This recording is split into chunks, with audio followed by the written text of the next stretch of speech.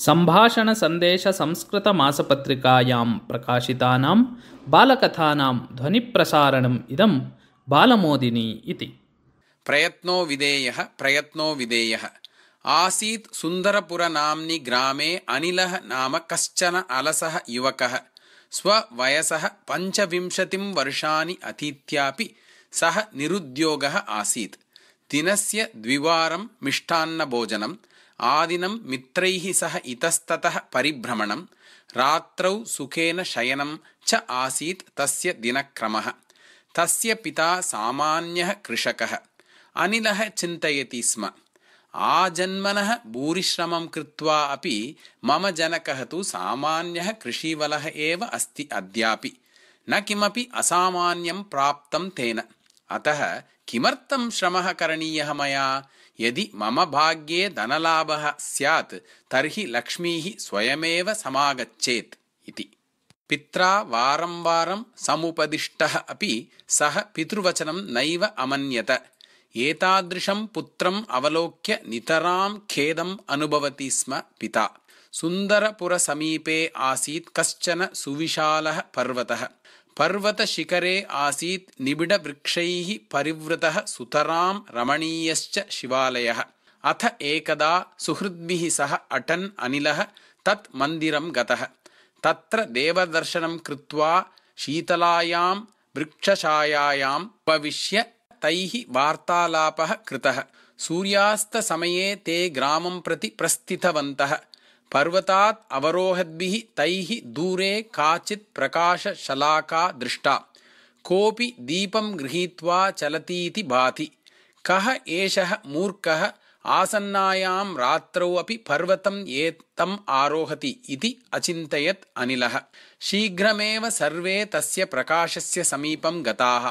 तदा तैः यद्दृष्टं तद् तेषां मनस्सु महत् आश्चर्यम् अजनयत्। हस्तेन एकेन दीपम्, अन्येन यष्टिं च गृहीत्वा जराजर्जरः मनुष्यः कश्चन शनैः पर्वतम् आरोहति स्म।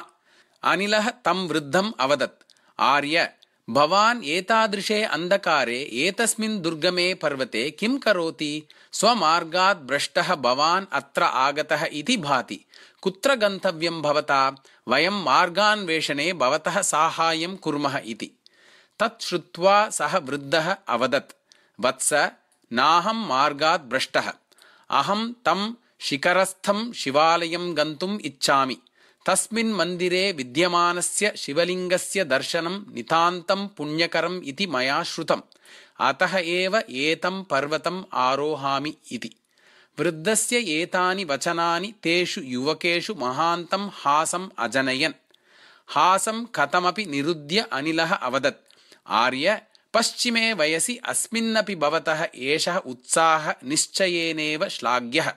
परम् एवं मन्दं चलन् भवान् दिनद्वयानन्तरमेव पर्वतशृङ्गं प्राप्नुयात्। एषः पर्वतः अतीव दुर्गमः, रात्रिः च आसन्ना। पर्वतारोहणश्रमं सोढुं भवतः सामर्थ्यम् अपि नास्ति। इत्थं सति किमर्थम् अशक्याय प्रयतते भवान् इति। उपहासपूर्णानि एतानि वचनानि श्रुत्वा वृद्धः प्रशान्तेन स्वरेण अवदत्, वत्स, स्वकार्ये श्रद्धायां सत्यां किमपि अशक्यं नास्ति इति भावयामि अहम्। जीवने काश्चन क्रियाः शनैः किन्तु श्रद्धया धीरतया चैव करणीयाः। अन्यथा ताभ्यः फलं न प्राप्यते। शनैः चलन्ती पिप्पीलिका योजनानां सहस्रम् अपि गच्छति। परम् अगमने कृतनिश्चयः वैनतेयः तु पदमेकमपि गन्तुं न शक्नोति। सत्यं ननु इति। तदा अनिलः उवाच, किन्तु तात, भवतः दीपः पर्याप्तं प्रकाशं न जनयति। परिसरः तु तमसा व्याप्तः। एतादृशे घनान्धकारे लघुदीपः अयं निरुपयोगः खलु? तच्छ्रुत्वा वृद्धः हसन्, भवतु नाम, मम दीपः लघुः, परं मानवः यदा चलति तदा पदात् पदमेव चलितुं शक्नोति, न ततः अधिकं। सत्यं खलु? एतेन लघुना दीपेन जनितः प्रकाशः पदमिताय अन्तरायाय अलम्। तर्हि का चिन्ता? भगवति शिवे मम महती श्रद्धा। अतः निश्चयेन अहं तत् मन्दिरं प्राप्स्यामि, शिवदर्शनं च लप्स्ये इति मम दृढविश्वासः। प्रयत्नात् ऋते जीवने किमपि न सिद्ध्यति वत्स, दैवमपि प्रयत्नमेव अनुगच्छति, भवतु साधयामि अहं, शिखरे शिवः मां प्रतीक्षते इति उक्त्वा ततः प्रस्थितः। अनिलः तस्य सुहृदः चापि ग्रामं प्रति गतवन्तः। परम् अनिलस्य मनसि वृद्धस्य वचनानि हासः च मुहुर्मुहुः गुञ्जनम् अकुर्वन्। एषः आसन्नमरणः अपि वृद्धः प्रयत्नम् अत्यजन् स्वकार्यं पूर्णतां नेतुं प्रयतते, स्वकार्ये महतीं श्रद्धां च धरति। अहं तु युवकः, वृद्धस्य एतस्य अपेक्षया अधिकः कार्यं कर्तुं क्षमः, तथापि आजीविकायै मया कोऽपि प्रयत्नः न क्रियते, दिक् माम् अलसम् इति विचारेण तस्य मनः व्याप्तम्। सः पश्चातादग्धः जातः। वृद्धस्य लघुदीपः समुद्रे दीपस्तम्भः इव अभवत् अनिलस्य कृते। आमूलाग्रं परिवर्तनं जातं तस्य। उद्यमस्य महत्त्वमपि अवगतं तेन। अपरेद्युः ब्राह्मे अहनि हलं गृहीत्वा क्षेत्रं गच्छन्तं पुत्रं दृष्ट्वा अनिलस्य पित्रा अनुभूतः आनन्दः अनिर्वचनीयः एव आसीत्।